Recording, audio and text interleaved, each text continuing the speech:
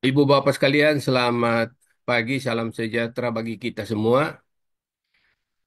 Saya sampaikan rasa hormat kepada Ibu Kepala OR Pertanian dan Pangan, BRIN, kepada Kepala Pusat Riset Tanaman Perkebunan, dan Ibu bapak sekalian, kepada pimpinan BRIN dan Kepala OR PP, Ibu Puji Lestari, Pak Kapus, Pak Setiari Marwanto, Keris, Ibu Ocha, terima kasih dan teman-teman semua, terima kasih atas kesempatan hari ini tanggal 28 Februari 2025,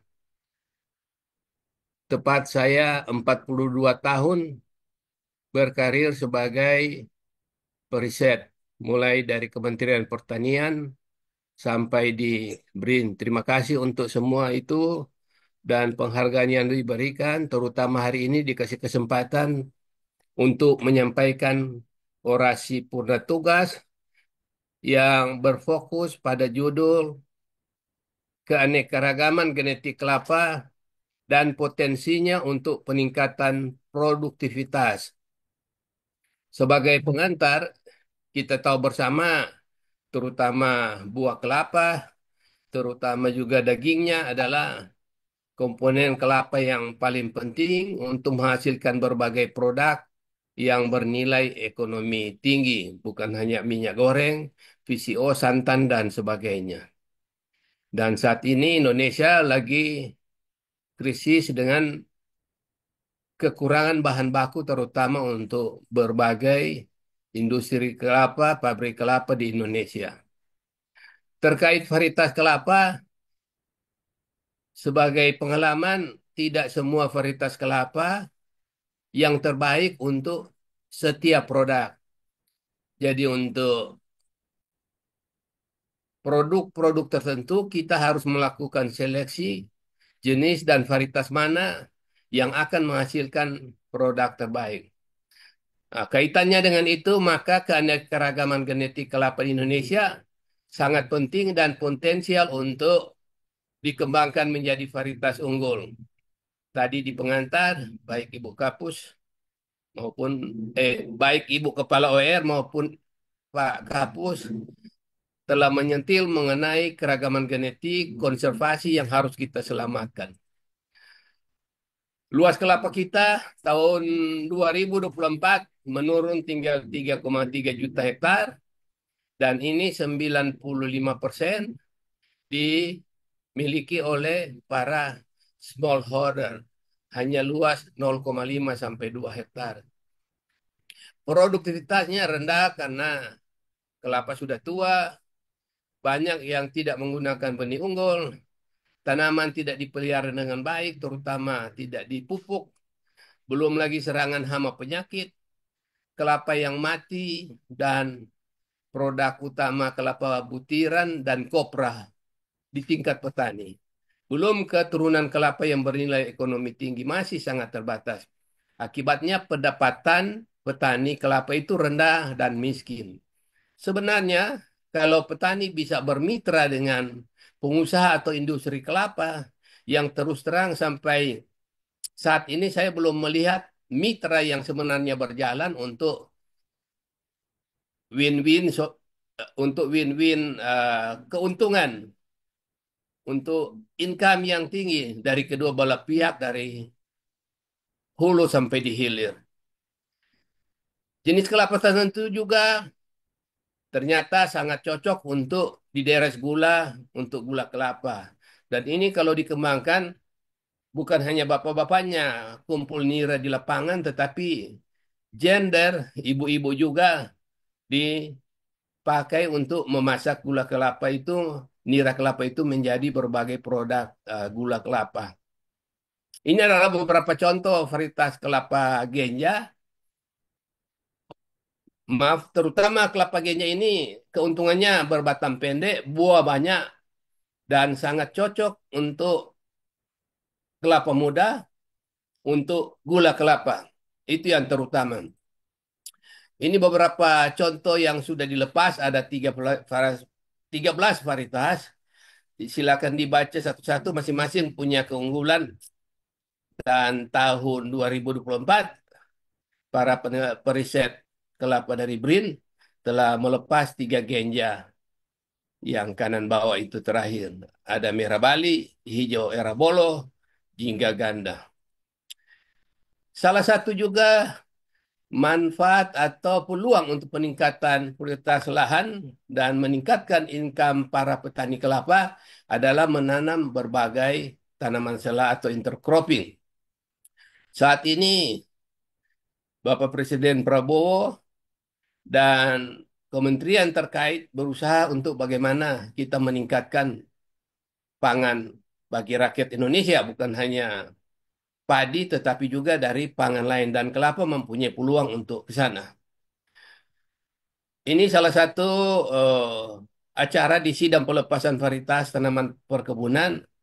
Jadi melalui sidang pelepasan ini kita resmi dengan SK Kementerian Pertanian RI melepas varietas untuk disebarkan di seluruh Indonesia sebagai benih unggul. Tetapi masih banyak tantangan. Nah, telah dirilis sebanyak 60 varietas kelapa unggul, ada kelapa genja, kelapa dalam, kelapa hibrida, ada diduga adalah sebagian kelapa semitol. Masing-masing punya keunggulan dan sifat baik tersendiri sehingga ini juga merupakan plasma nutwa yang kalau kita kombinasikan atau tanam varietas yang tepat maka produktivitas dan produksi kelapa akan jauh meningkat.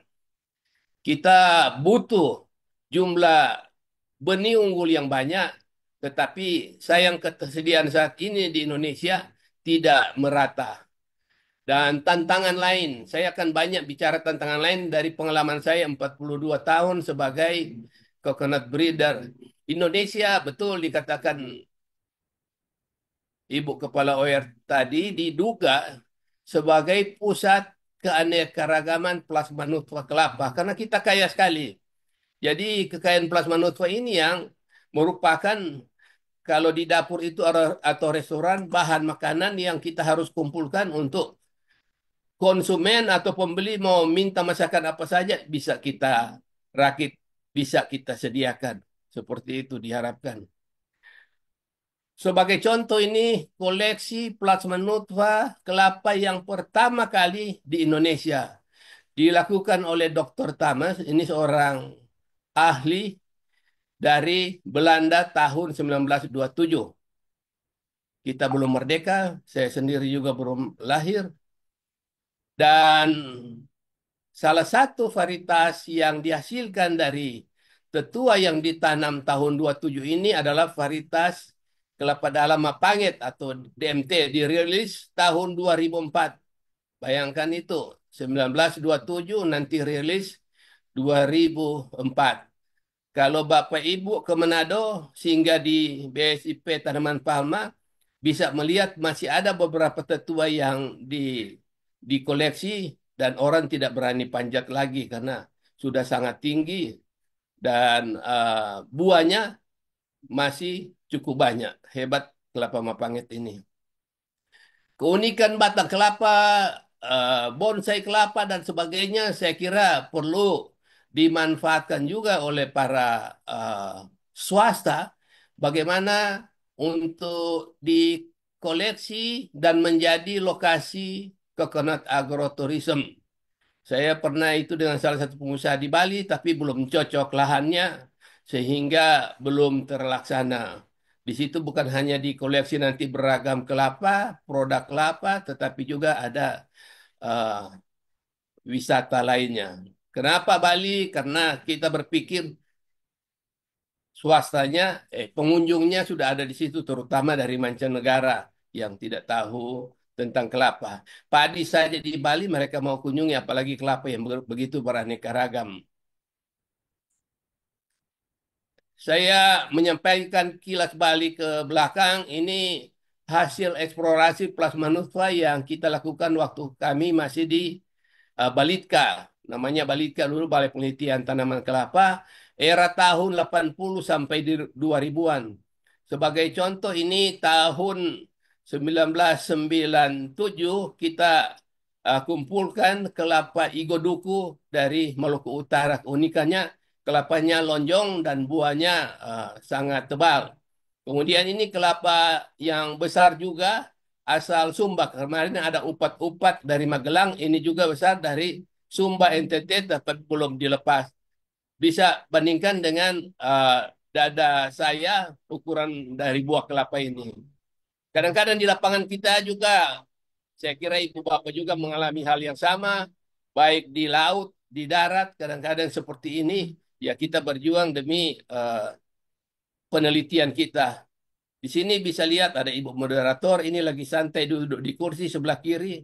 Masih muda, ada ibu Elsie yang sudah pensiun duluan. Kita lagi melakukan analisis komponen buah. Dan ini keunikan salah satu kelapa dari asal Halmahera, Maluku Utara.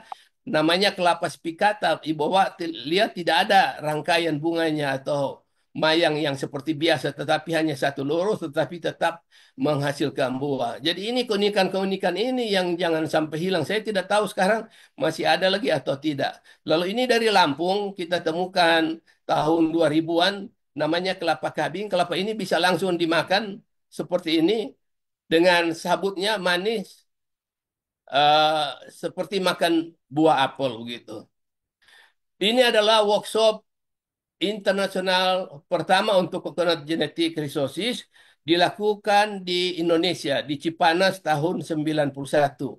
Di sini pertemuan workshop ini kita melahirkan namanya COGEN, Coconut Genetic Resources Network, khusus untuk menangani plasma nutfah kelapa dan memanfaatkannya serta pertukaran antar negara kelapa.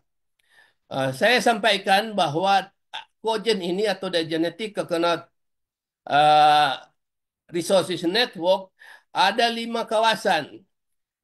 Indonesia masuk di International Coconut uh, Jinbang for Southeast Asia.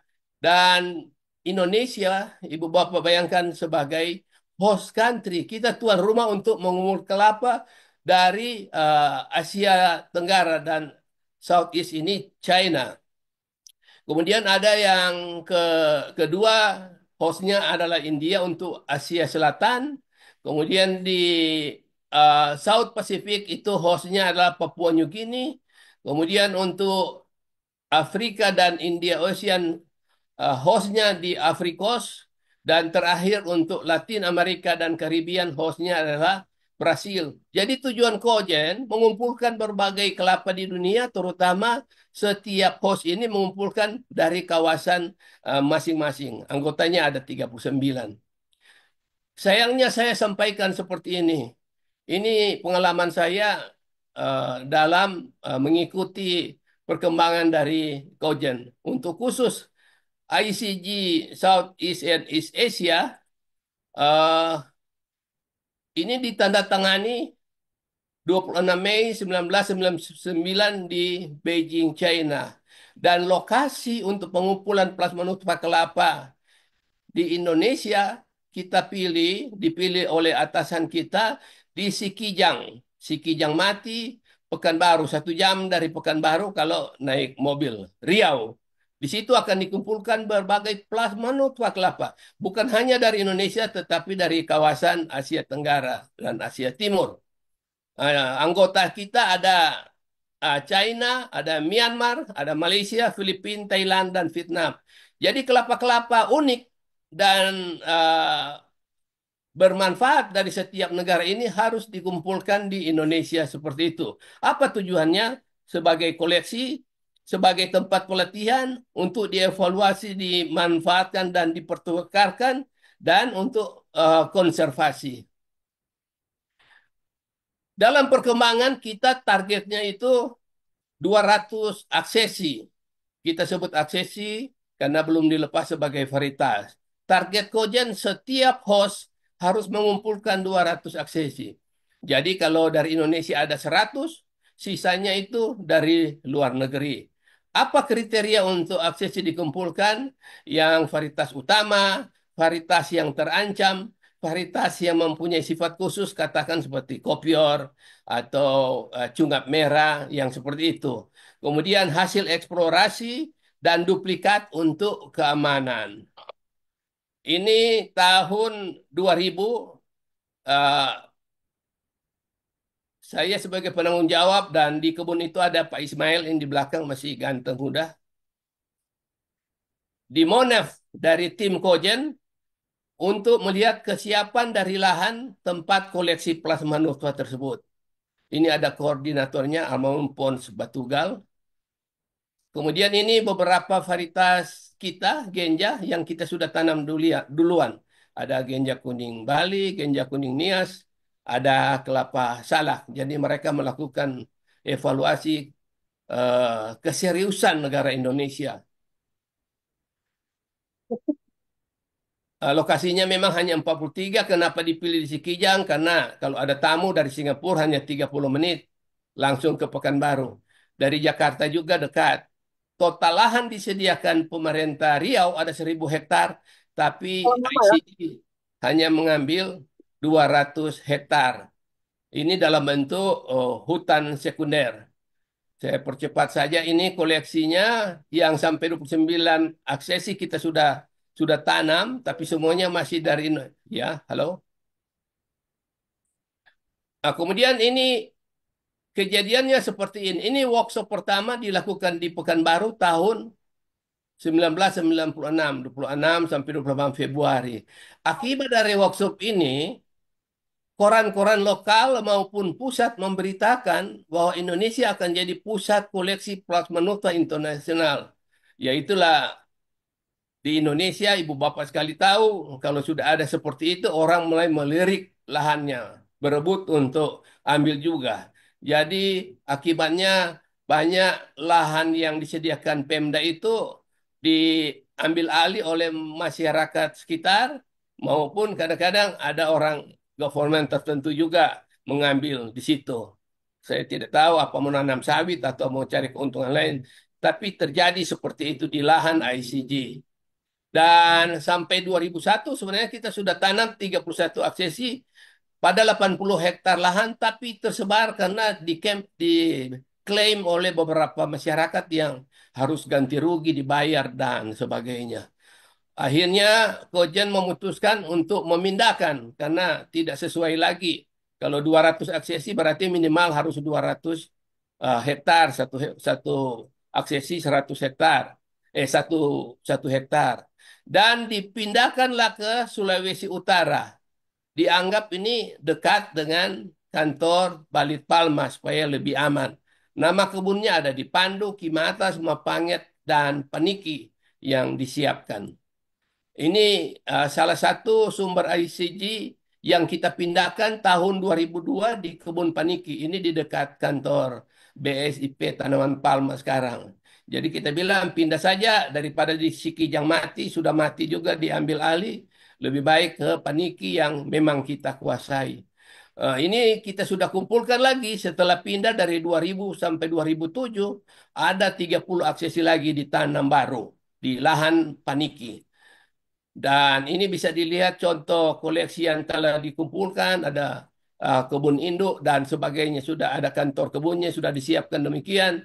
Ini koleksi plasma nutfa salah satu di kebun Paniki.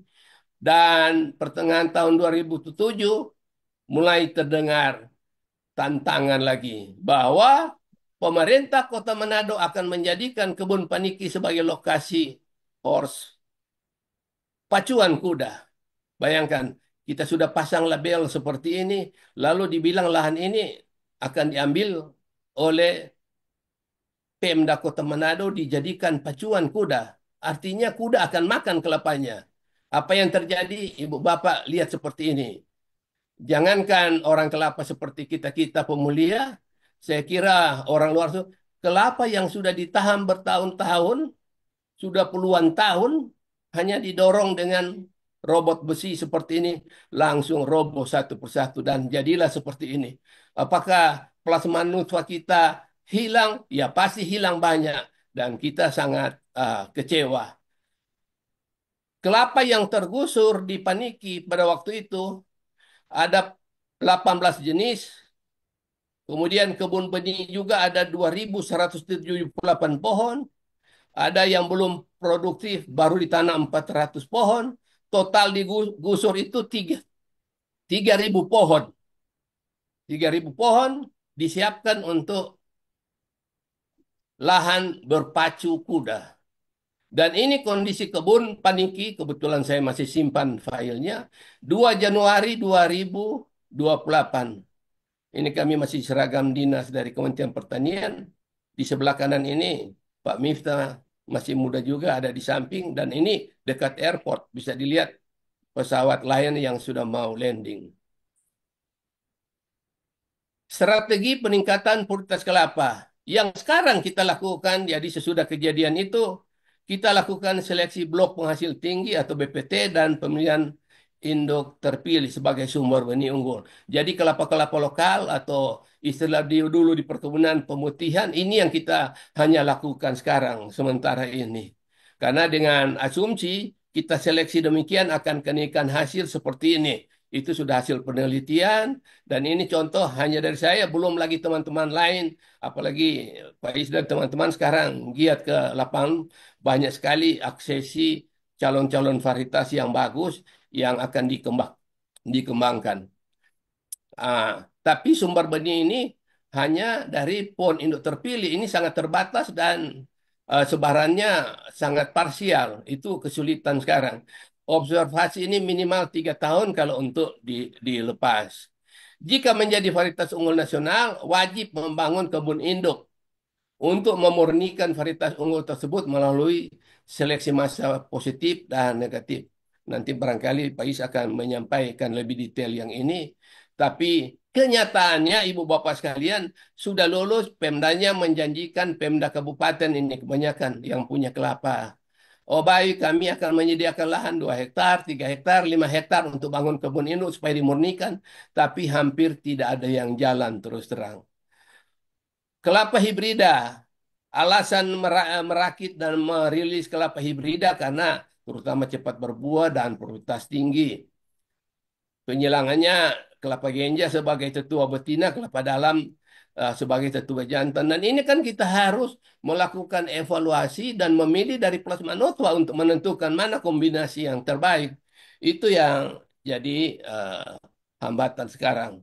Dan ini proses di laboratorium untuk bunga jantan kita proses seperti ini, dapat polennya, kemudian disilangkan 11 bulan kemudian, hampir 1 tahun, baru dipanen sebagai calon benih. Dikerodong seperti ini supaya tidak terjadi uh, kontaminasi dengan kelapa lain yang tidak diinginkan. Jadi pola tanam terpisah kelapa genja dan kelapa dalam harus dilakukan seperti ini kalau mau bangun kebun induk. Ada blok kelapa genja seperti ini dan di sampingnya ada sumber polen dari kelapa dalam. Yang keempat, nanti saya lihat juga Pak Is akan sampaikan detail. Strategi yang lain, perbanyakan masal melalui tissue culture. Ini kita harus serius. Saya lihat Mbak Ocha sama teman-teman ada keuntungan lain di BRIN. Mereka sudah lebih jarang ke lapangan, jadi semua saya lihat masuk ke lab. Waktu dulu kita di Balit Palma, hanya beberapa staf yang masuk. Paling Ibu Neta, Ibu Meti, yang lebih sering, karena memang mereka bertanggung jawab. Ini saya lihat semua anggota dari Mbak Ocha masuk situ. Saya bilang Mbak Ocha mudah-mudahan dengan ini berhasil, karena waktu lalu sudah puluhan tahun juga belum berhasil terbaik seperti yang dilakukan di Ciomas Pusat Riset Biotek maupun Prof. Sisunandar di Purwakarta. Nah, ini di Ciomas mereka memiliki ada 4 warna kelapa kopior dan sekarang sangat laku keras dijual 1 juta per kitri. Jumlah plasma nutfah kelapa di Indonesia, saya setuju dengan yang disampaikan Ibu Kepala ORPP. Indonesia sebagai pusat plasma nutfah kelapa, kita menduga sebagai peneliti kelapa ada 500 eksesi. Pada kondisi saat ini, lembaga dan instansi mana yang berwenang harus melakukan koleksi dan konservasi plasma nutfah kelapa? Saya sengaja menyebarkan ke apa flying dari webinar ini ke grup Korina. Korina itu Coconut Republic of Indonesia. Saya bilang teman-teman silakan hadir. Tolong ini kepentingan kita semua. Tolong kasih masukan bagaimana dengan kondisi yang saya sampaikan tadi tantangan diambil lahan oleh masyarakat, ditanam sawit, dimakan kuda kelapanya. Lalu ke depan kita mau pasrah. Lalu akhirnya nanti kelapa hancur, pabrik tutup, rakyat juga yang susah. Tolong masukkan bagaimana ke depan. Karena di BRIN kita tidak punya lahan. Di BSP mereka tidak punya periset. Apa kerjasama dengan swasta dan sebagainya silakan ya. Itu yang paling sangat penting saya harapkan sebagai peneliti kelapa yang sudah 42 tahun ini dengan berbagai macam tantangan yang saya alami lewati. Sebagai penutup, saya ingin menyampaikan bahwa pengembangan dan peremajaan kelapa bagi petani membutuhkan benih varietas unggul pasti. Kalau tanam asalan hasilnya tidak akan maksimal.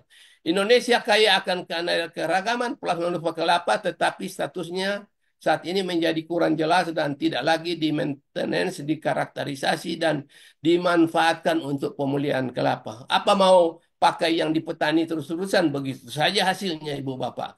Terakhir, pengembangan tanaman kelapa dengan strategi yang tepat dan baik akan mendukung keberlanjutan industri kelapa terpadu sebagai fokus utama webinar kita pada pagi siang hari ini di Indonesia. Terima kasih saya menyampaikan pada happy birthday saya ke 70 tahun tanggal 24 kemarin dan happy retirement ke 42 tahun Kementerian Pertanian RI, ex Bangtan, ex Kapuslit Bank Perkebunan, ex Balit Palma, ex Kelti Tanaman Palma, tempat saya berkarya selama 39 tahun dan 5 bulan. Kedua, kepada Kepala BRIN, ORPP, PRT Bun, Keris Pemulihan Tanaman Palma, tempat saya melanjutkan sebagai periset selama 2 tahun dan 7 bulan terakhir hari ini. Tuhan memberkati. Terima kasih.